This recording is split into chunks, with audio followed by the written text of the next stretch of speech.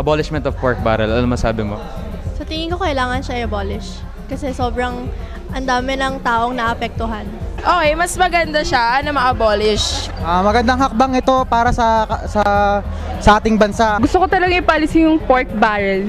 Kasi, di ba bakit ayaw nilang ipalis? Kasi hindi sila makakurap, hindi sila makakuha ng pera. Sabi mo sa abolishment ng pork barrel? Oy, gusto ko yan. Like, good, really good. Dapat kasi tatanggalin yung mga politicians na kurakot, hindi yung pork barrel ang tanggalin. I think they should because, I mean, all the national budget's going to one part and it's not even going anywhere. It's just going into the hands of the politicians all over again. Well, actually okay lang siya kasi ma-lessen yung corruption sa bansa. Kung gagamitin siya maayos, hindi. So yung pork barrel, parang temptation lang yan I strongly disagree sa pag-suspend lang ng pork barrel.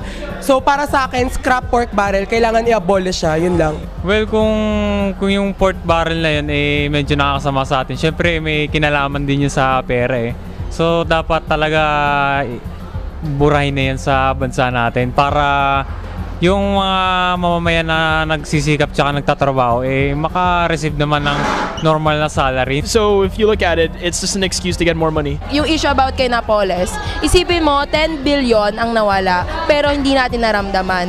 And then yung nakaraan na bagyo, nawalan tayo ng 2.5 billion pero yun ramdam natin. Sabi naman ni Noynoy yung mga projects ng mga yung mga pondo ng mga project mapupunta na isa-state na talaga dun sa yearly budget, hindi lang yung sa vague na description sa pork barrel. Directly? Directly na talaga. Isa sa pinakamalaking avenue kasi for corruption yung pork barrel So once na ma-abolish yun, lahat ng perang dadaan sa mga legislators natin ma-audit ng maayos. So hindi na kailangan magkaroon ng private transactions. So, imbis na yung pera na binaano sa kanila ng government, dapat ibigay nila dapat ginagamit nila yun sa tama. Hindi yung kung ano-ano lang pinaggagawa nila. Siguro hindi siya dapat i-abolish. As long as naman na napupunta sa tamang lugar yung pera, I think that's right. Bagong pangalan ng pork barrel, Baboy Fund. Kasi nababoy na yung pork barrel Piggy Fund? Propose name sa pork barrel? baboy.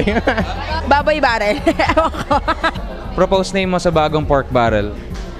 Propose name? Bacon.